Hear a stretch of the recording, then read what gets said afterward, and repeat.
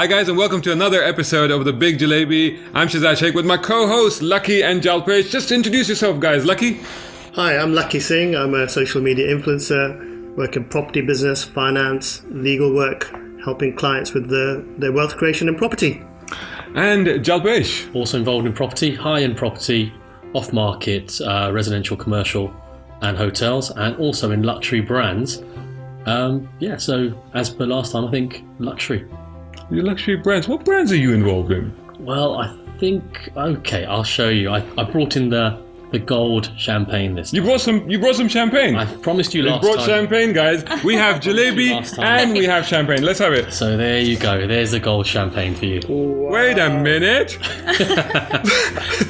We can't drink that. Well, it's real gold, and I don't drink, so I thought this is perfect. Are you sure Wait they're a minute. not Ferrero Rocher wrappers? Hang on. Seriously, you know what? You're right. For those people listening and not watching, they do look like a bottle full of Ferrero Rocher wrappers. Are you telling me this is real gold? Real 24 karat gold. Yeah. Genuinely? Genuinely. Okay, I'll look after this for you. It may not be there later on. And I'm Shazad Sheikh. I'm a motoring journalist.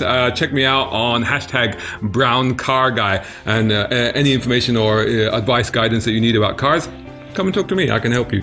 Today we have a very special guest, Jane Baylor, who is an author, property developer, thought leader, mentor, and she's 20 years in the media industry. She's worked in film, television, advertising, all that. But she's also here to talk about a book that she's just written, The Smart Connector, which has just come out. What is The Smart Connector all about, Jane? Well, it is a book about entrepreneurial relationship success. So most of my career, I've worked in business development. I've worked on the relationship side of business. So it is about that, but also Smart Connection is if you like, it goes much deeper than that. It's not just about business. In my view, there is nothing more important in business than people and the relationships that you have. But it's also really about life and about how Smart Connection is the best way to go through life, because what could be more important than the relationships that you have? So, Lucky, is Smart Connection just another way of saying networking? I would say it's more than that. I would say that Smart Connector is being very, very value-based in terms of how you interact. So rather than meeting 1,000 people and expecting a result, you might find that working with one or two people that actually have very similar values to you are the ones which might make the difference in your success in your business or your life. Am I right, Jane, in my thinking? Yeah, I mean, that's certainly, there could be quite a few principles, but that's certainly one of them. You know, that sometimes it only takes one person to make the difference that you're looking for in your business or life. I mean, isn't that what marriage is all about, right? So, I mean, you know, you can apply the same principles to business. You know, sometimes the right business partner or the right investor or, you know, the right colleague, somebody can come along and make that difference to your life that you're looking for. So you've clearly been able to apply this to great success. There was some credentials that you wanted to mention, didn't you, Lucky? Yeah, I think one of the most important credentials that I think we haven't stated yet, I think you're going to hear it here first. Jane is also somewhat, you could say, a prolific businesswoman, because she literally grew a business from £1 million, or I would say it's probably less than that, into a £6 million turnover business in a period of a year, which I think is incredible. So I think that's another story we need to actually delve into. Let's come back to that, because that does sound absolutely amazing. But just to keep with this the Smart Connector thing, is this Smart Connector principle something that you apply in your daily life, Jalpresh? As part of the brand awareness proposal we give to brands, we do a similar approach, I would say. I'd say to these brands, they go to so many networking events, they sometimes don't gel with the right person because they're not used to talking about their product or themselves. Yeah. Or sometimes they talk too much and don't listen. So from what I do generally is to say to a brand, okay, you focus on your business, let me focus on actually being a brand ambassador for you. Yes. And I'll go to the events that I have access to. I'll talk about the relevant brand to the relevant person by listening to them. Yes. And that way I think you get a much more dedicated hot lead, if you like to call that word, but also there's a conversation I can have with somebody and then introduce them to the owner, and it gives that extra gravitas, if you like, to say, it's great, we've met, I understand what you need, this is what the owner can do, now you can talk. And I think that way you get some sort of success. Definitely. So, and the way I would say, I'm just going to move this giant bottle from behind me, Well, I'm I'm just gonna. So, listen, can you put this in my car? Yeah, it's the Honda. Next week it'll be the Rolls Royce. Anyway, so coming back to what you touched upon there, you particularly I thought was interesting, relationships. Now, in sort of the field that I work in with automotive, and I deal with automotive PR. And sometimes I've been asked, like, what makes good PR? What makes is it the press releases? Is it the trips? Is it the gifts? All of this sort of stuff. And my response has always been, it's the relationship. Because if you have a relationship with the PR guy or the PR manager or the product manager, you can, not only from my point of view, I can work so much better with that brand or that product, but also they can thwart a lot of things that could go wrong for them in terms of what I might find or what I might say. If I have a relationship with somebody and I can't understand the car, I can't understand some aspect of it, I feel comfortable enough to call up that person. And I find that's the most important thing. Do you think that is what this is about, and that's how things apply in the world at large? Yes, very, very much so. Business relationships, they lead to financial success and wealth creation, longevity of businesses. It's really it really is the smart approach to entrepreneurial success and business growth. You cannot ignore the people aspect of business. If you do, then your business won't last. So it is very, very important. But these days, connection is also happens at scale, obviously. So I did work for 20 years in media and entertainment. So it's very important when you're talking about brand, for example, that you are able to resonate with people at scale. And so smart connection is also about resonating, marketing, about resonating and getting your brand message out, and it actually being meaningful to the people that you're targeting. So it is also about that. There's one thing I noticed though, sometimes a brand has a brand message. Yeah. However, influencers have their own message about that brand. Yes. And some brands like to steer influencers towards their direction. Yes. However, the honesty then leaves. Isn't it a case where some influencers should be left to provide their message for their audience and veer away from the brand message sometimes? Or is that always going to hurt a brand, or does it help a brand? Yes, well, that's a very interesting question, because I think it partly depends on the influencer and the brand, really, doesn't it?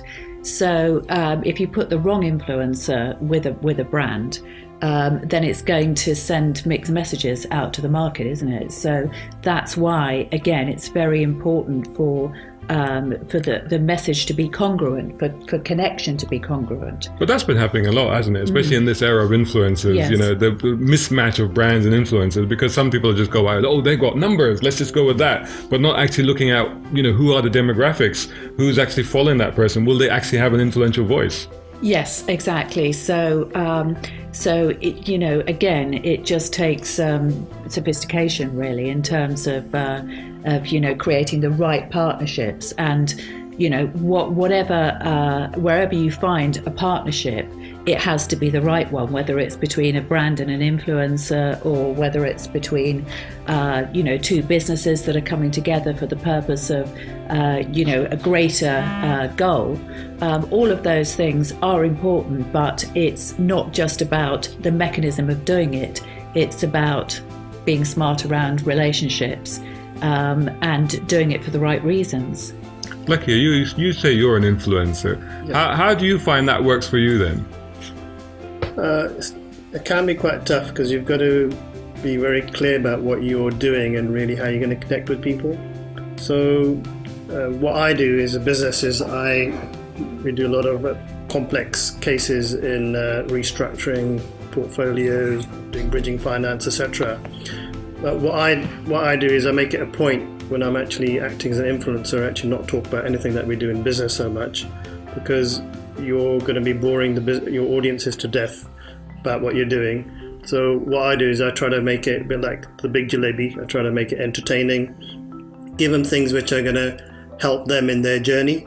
So as an influencer, I think it's more about trying to understand, trying to connect with different audiences to actually help them in their journey is the way I look at it. And I think that always helps rather than plugging your own message.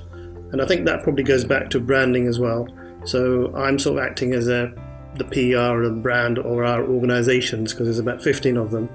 If I plugged all of them, then I think we'll have a confused message. So I keep it very, very simple, just professional content, things which are going to be motivational content, business content, property content, but not something that's going to be selling our services. So I steer away of selling anything really, apart from this particular message now. There you go. Well, so I was going to jump in. well, before you do that, I was just going to ask, are you saying that people are influenced more by the messenger sometimes than the actual message?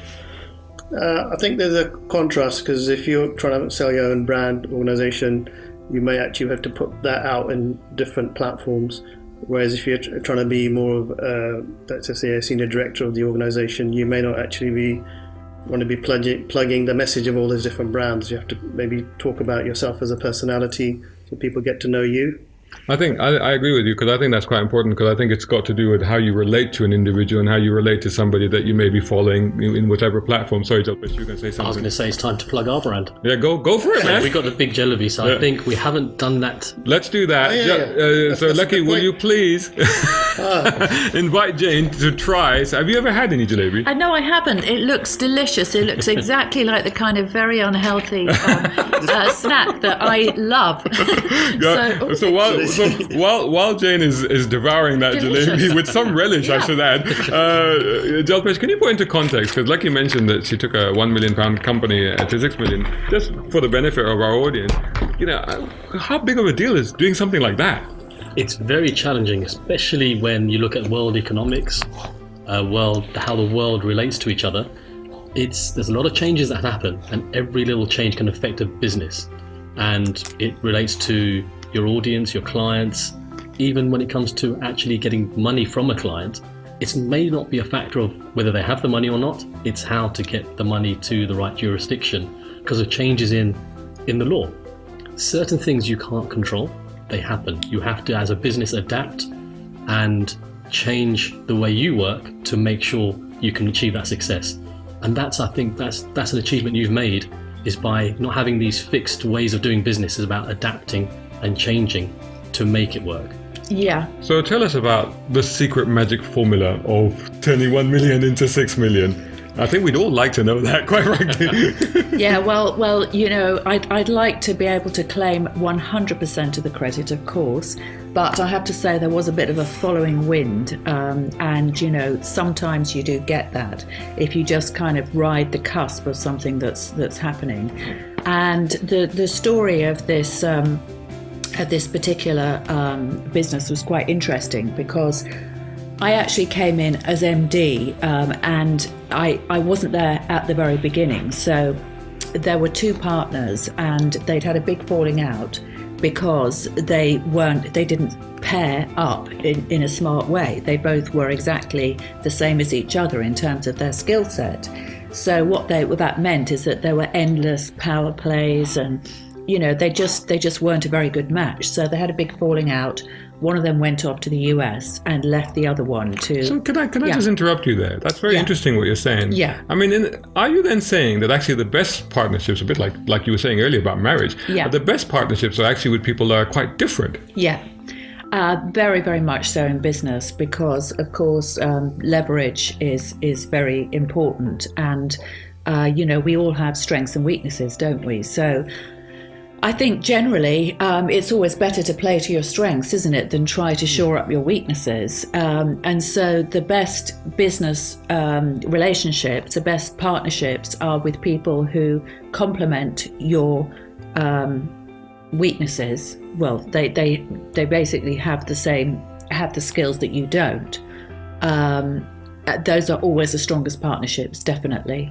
I was watching. I had a very long plane journey recently, and so it's always a good opportunity to catch up on movies. Yeah. So I was watching Bohemian Rhapsody. Are you guys Queen fans? I'm a Queen fan. Love that movie. Yeah. Oh. And there's one thing. So you'll know. There's a scene in there where Freddie's gone off. Spoiler alert! I wish it's Spoiler alert! Spoiler alert! Everybody's seen it by now. Come on. Great. If you haven't seen it, go and see it. Anyway, we all know what happens to Freddie Mercury. But anyway, the point is that at one point he goes off and he tries to he splits from the band. He goes off and does his own thing. Then he reconciles with the band and he's like, what happened? And he goes, well, I went off and I hired a bunch of people to do what I said. And the problem was they did exactly what I said. Whereas the band, there was pushback, there were differences, and that all helped that creative machine, create incredible music. Is that kind of what you're talking about? Well, yeah. So anyway, when this guy brought me in, he was a creative director. So it was a moving image design agency. So he did what he did, and he loved the creative product, and he saw all the designers that worked under him as his little football squad. He liked football as well. So, they're all handpicked, and they were all had their own particular strengths, and he had his way of putting together his team. But what I did was really completely opposite, because I was much more strategic, operational. I wouldn't say that I was particularly finance oriented. We did have a finance director, but marketing, business development, just constantly looking at the market, what's going on in the market, how can we evolve this, how can we get more clients, how can we make the offer, how can we somehow make it more more of an opportunity, really, for clients. So I think, we did actually complement one another very well. One of the things I want to ask you about, I want to get to the media industry, obviously, but it also says you're a thought leader and mentor. How do you go about manifesting that? Are you doing lectures and talks, and what do you do? Well, obviously, I've written my book. I've got a Facebook page that I post on every day with sort of my daily meditations. And Tell people where they can find that. So it's just called The Smart Connector on Facebook, and I have a Facebook group, which is again called The Smart Connector. So we talk about entrepreneurial topics, and it's a little bit random because sometimes it is on Facebook groups, so people will post some very strange things sometimes, but that's fine. And LinkedIn, Instagram, all the usual. They may have got lost trying to find a smart connector, and it's called something else connector. Is that how you discovered Jane Lucky? In fact, we met through, is it Facebook, is that right? LinkedIn, I think. LinkedIn. I did a LinkedIn challenge, and then Lucky kept popping up, and I thought, this guy's as he tends great. to do, honestly. Yeah. And I thought, there he is again, and I thought, I actually started referring people to his page, because I said, look, this guy's LinkedIn page is amazing, because it's very varied. Some days he does videos, some days he does posts. He's hanging out in Mayfair. There he is with Chris Eubank, and showing off all these flash cars. He's doing all the right things. So some of the people that I mentor, because I mentor entrepreneurs, people, small business owners, and so on. And some of the time, obviously they want to know how to build their brand and how to basically achieve their goals. Particularly, they want to accelerate their business rapidly. So one of the things that I say is go and have a look at Lucky's LinkedIn page. So that was how I first came across him. There you go. So, but Lucky doesn't need any advice, clearly, because he's being referred by Jane. Yeah. But here's your opportunity, Jalpesh. What would you ask Jane? What is your definition of an entrepreneur? Are you born with it, or can you learn it, or is there a different definition? So whilst Lucky crunches into yet more jalebi, I'm sure you all heard that. But anyway, yes, go with that. That's a very interesting question, and that's something that is very often asked. And I'm interested in the concept of neuroplasticity. So I believe that... Explain that. The brain constantly interacts with the environment. So I don't believe in a fixed mindset. I believe that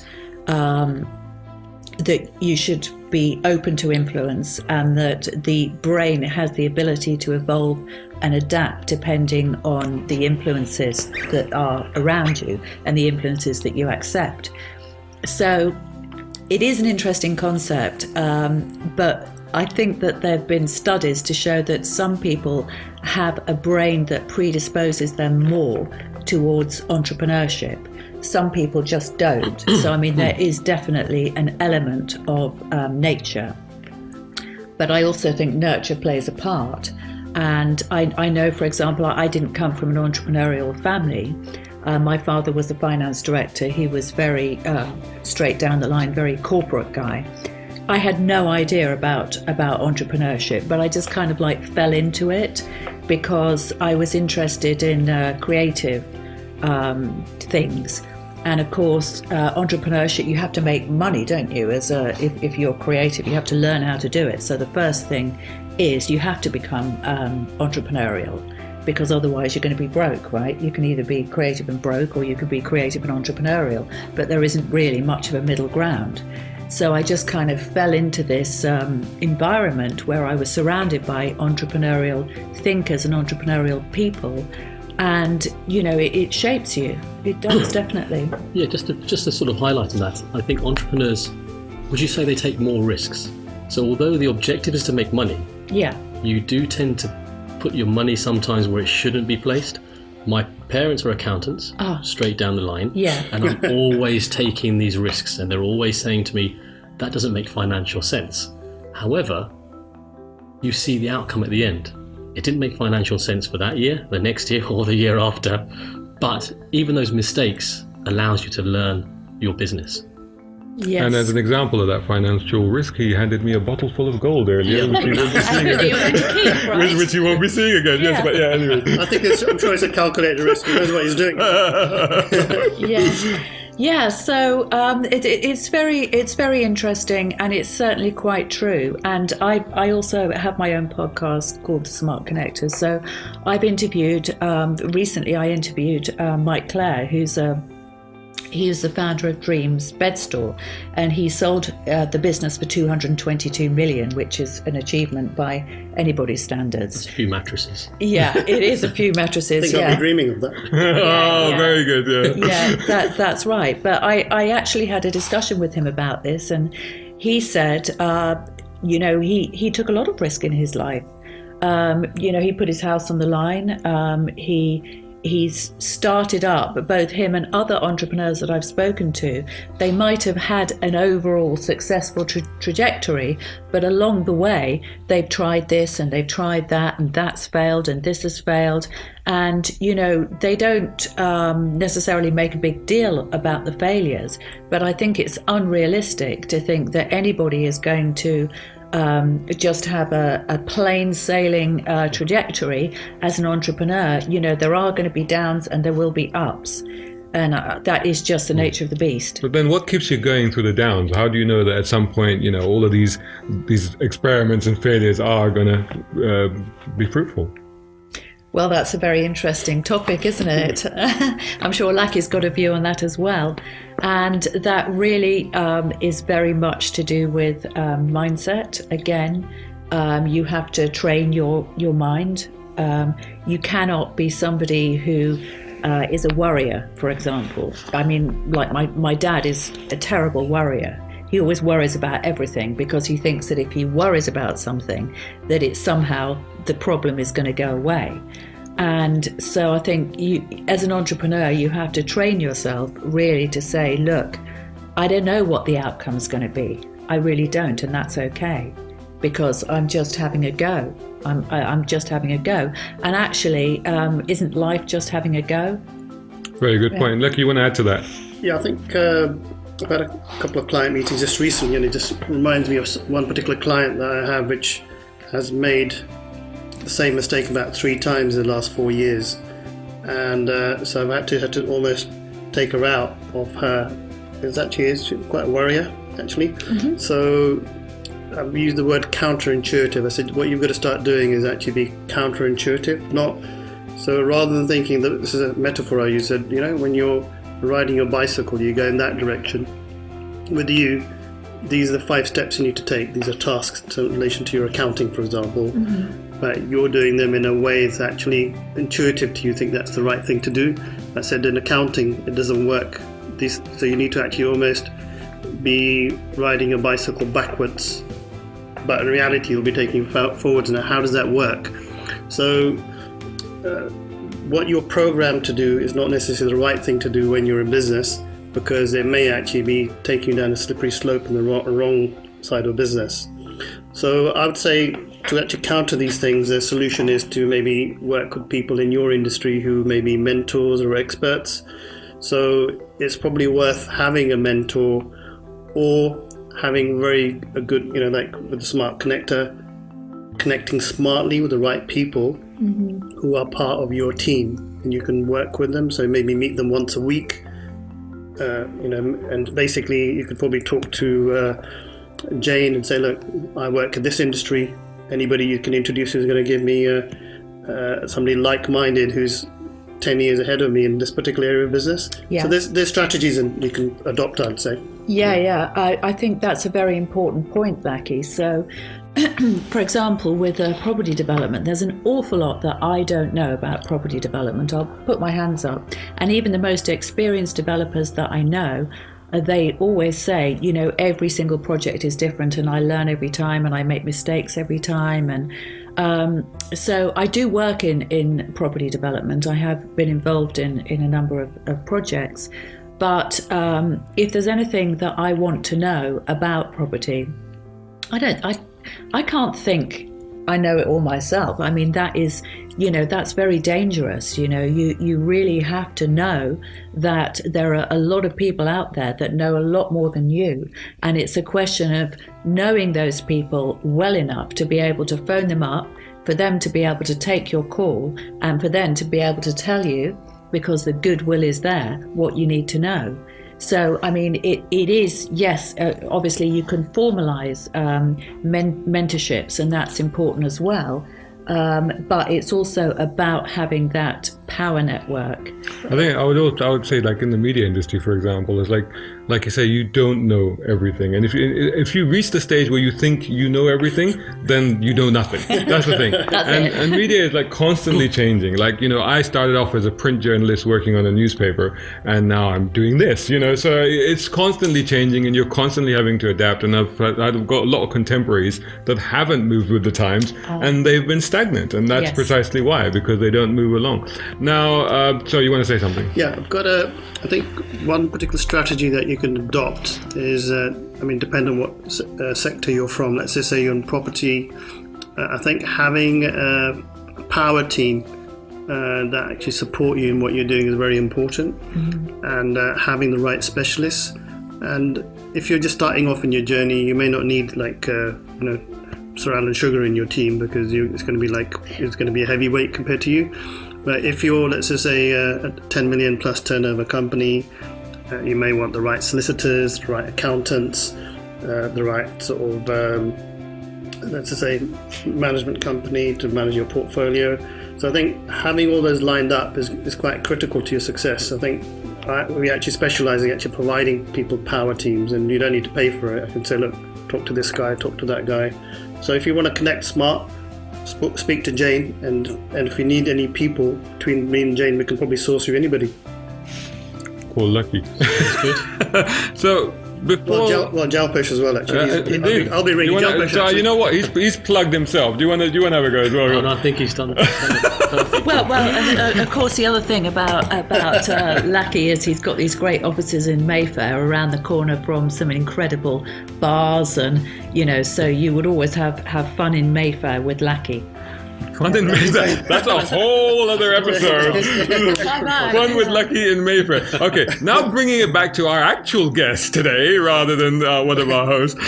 Before the Smart Connector, before the £6 million company, before all the rest of it, 20 years in the media. Film, television, advertising. How did that happen, and why the transition to what you're doing now? Yeah, so... Well, I started off working on the creative side because it was just something that I was interested in, as I said. So I actually started off working as a designer and an art director, which is one of the reasons why I ended up running a design agency. So I did that, but then I got interested in the business side as I saw it. So I started working for a small television company, and this was because obviously I'd already worked in film and TV. I'd done some commercials and things like that. So I just already had the contacts. So I started working in sales and marketing for a small television company. And then I just made the transition to a global advertising agency via an events company. So we did car launches. So that was quite fun. There you go. Which Yeah. cars? I've got to ask now. Yes, Saab. All right. Yeah, They don't yeah. exist anymore. I know. It was quite a long time ago, but Was that the 9000, was it? Or yes, Yeah. we did some very good competitive driving on the track. Yeah. You know, all the Sensonics. Which track was that? It was in Sweden. Ah, right. Interesting. Yeah. Okay. Sweden, yeah. Yeah. So We're not going to go there. Like, we've already talked about how Lucky knows Italian. Now he's going to reveal he knows Swedish as well. No. I do know a few words. Let's come back to Jane. Yeah. I mean, it was quite some time ago. But anyway, I ended up working for a global advertising agency called Young and Rubicam. So I was working in their for television department, developing business, managing high-level accounts, and that was when the owner of the design agency that I talked about approached me, and he told me he obviously knew about me. Somebody had mentioned me to him, and he said, you know, please come and join me.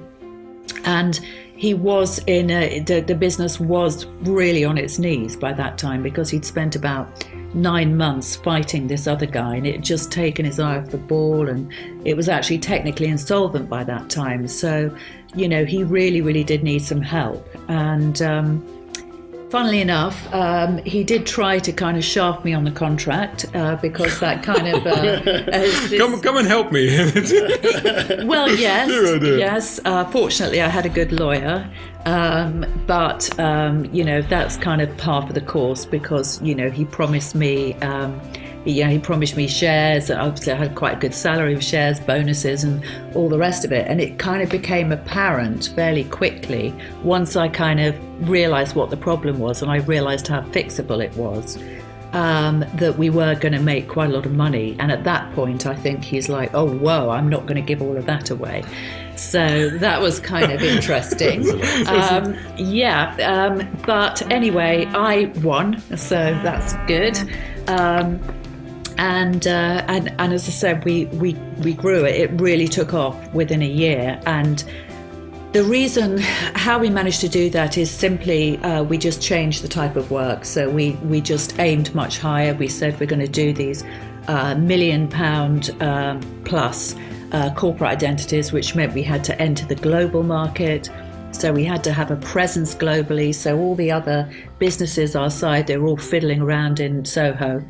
And I said to him, look, you're going to have to stop taking all the money out of this business and actually put a little bit back in, because you want to sell it, which he did. So he realised, because I think he'd been humbled, by this departure of his former partner, that he had to take my advice. So basically, we had a presence at the international television events. We chartered a yacht. We had a big banner. We were there at Cannes twice a year, Wow. just pretending to be much bigger than we really We saw were. Jalpish down there as well, didn't you? Yeah. Well, we do look after a few yacht companies, and I think I'll be going to the Abu Dhabi GP this year. Oh, right. So hopefully, we'll see. I try to stay on the other side so no one can see me, but let's see what happens. Yeah. Jalpish's secret is out now. Sorry to interrupt, Jane. Well, personally, I love yachts, so that was a really, really fun thing to do. Can I ask you a quick question? Yes. In terms of, I would say that from moving away from X market to Y market, which is high-end, sort of million plus, Yeah. how did you derive that decision? Because it's actually a major, you could sort of say, step change in terms of that business. It was. How was that derived? Because that would be probably like the pivotal part of what's happened in your success, I would say, in that. Well, absolutely. Well, it was just a question that the market had changed. So they used to do title sequences and commercials, and both of those markets had changed. They just weren't fertile ground anymore. And I've been working in business development and marketing and sales for quite a long time. So it was quite easy for me to spot that they were, if you like, flogging a bit of a dead horse. Sorry to interrupt, but the question is, why is it that this gentleman who's actually in that industry for probably a lot longer than yourself, not actually probably sees probably like a more global understanding of his business, why is it that he wasn't able to actually see this? Sometimes it's a case of fresh pair of eyes and a fresh perspective, isn't it? Well, it was also that he was a creative. So, in media, creatives, they're just thinking differently. They just want to do something. So he's like more the cool. mad professor, and you are more like the more strategic in your thinking. Would you say that's correct? More the business. You did the business brains. I mean, he wasn't a stupid guy. He was quite shrewd. Obviously he would have been. I mean, that was why he tried to shaft me on the contract. But so he wasn't entirely stupid, shall we say. Right. Really his focus was on just doing like really spectacular creative work. Now that was very important, because had they not done spectacular creative work, none of this would have worked, because it was a creative business. So the work had to be really, really good. It's just it wasn't being brought to the right audience. So that was once we made the decision that we had to go global, then it worked. I mean, and was that a challenge to try and get him to think in that way? Because obviously he's probably stuck in his own box in terms of how he thinks, and you're changing the business to a completely different type of thinking. Was that probably the biggest challenge, would you say? Well, yes. I think if he didn't trust me, then he wouldn't have agreed to it. To be fair to him, he put a lot of trust in me. He really did. And he went with it. He took the risk, and it paid off. Just to jump in, that's quite brave, because there's businesses where you can see it's going wrong, but if you're salaried, you just toe the line and get your salary. And then you think, I'll look at another place once this one's gone. Yes. Whereas to stand up for yourself and to see something and try and drive that business forward to the next level so it doesn't just die is quite a challenging thing to do. Because even as a consultant, you could just say, I'll just take my consultancy role for 1 year. I know it's not going to last much longer, so I'll pick up another one afterwards. Whereas challenging it, you could be gone in a month, but you're taking the risk to say, this is how I can have a business succeed and be here longer term. Yes, well, there was a bit of personal desperation behind that, shall we say, because I was a single parent at that time, so I wasn't seeing my children. So I'd leave in the morning when they were asleep, and I'd come back at night when they were asleep, and that would be kind of 5 days a week, and my daughters were young at the time. So I knew that he wanted to sell the business. That was his goal. Because that was what a lot of people, that's what people do in media. They build up businesses and they sell them and they exit with many millions of pounds, and that it obviously gives them the opportunity to have a great life. So that was exactly what he wanted to do, and because he'd offered me shares, then I knew that I could exit at the same time. So there's the motivation right there. That was the motivation. Yeah. So amazing discussion here, but we're coming up to the end of the show. So just final thoughts from Lucky and Jalpesh, and then we'll finish with you as well. Well, the message I've taken away from Jane and her book is that if you're out there and you're networking, try and work with people that are like-minded, who've got healthy values, and they actually, let's just say, they want to give value to you first. Is the conversation we had pretty much prior to this podcast, and I think that resonates. So if people want to help you, they want to work with you long term, try and work with those sort of people, and they could actually transform your journey rather than having somebody working with you just to try and get what they want out of you. Okay? I think what I've learned is if you approach one person, they don't value you, doesn't mean you're not worth anything. Just approach a different person who does value you. And I think that's how you can build success. Absolutely. Yes, and so just to expand on that, I just wanted to say that I really believe that it's important to give value first, because Lucky and I were talking about this upstairs, because when you give value first, then you see what comes back, and then you know who you're dealing with. So don't hold back, never feel as though your knowledge or whatever it is that you have to offer is so precious that you can't put it out there from day one. Be on the front foot, when it comes to relationships, and give value. And that's how you get noticed, and that's how people start to, build loyalty and respect for you. So where can people find you, and where can they get your book? Yeah, so the book is available on amazon.co.uk and on amazon.com. It's in all three formats, Audible, print, and on Kindle e-reader. So I have a website, janebaylor.com, and there's a Calendly booking system if anybody wants to book in a chat with me. I'm on LinkedIn. I've got a Facebook group, The Smart Connector, Facebook page, The Smart Connector, and Instagram. Yeah, I'd love to connect with people, obviously. So more than one way of getting hold of Jane. Yeah. So if you want to do that, absolutely do that. Multi-channel. Yeah. Multi-channel, as it always should be, and as the Big Jalebi is as well. So don't forget to check out our other channels, all of our social media profiles. Make sure that you subscribe so you don't miss any of these episodes. Thanks for watching, and do please join us again on the next Big Jalebi.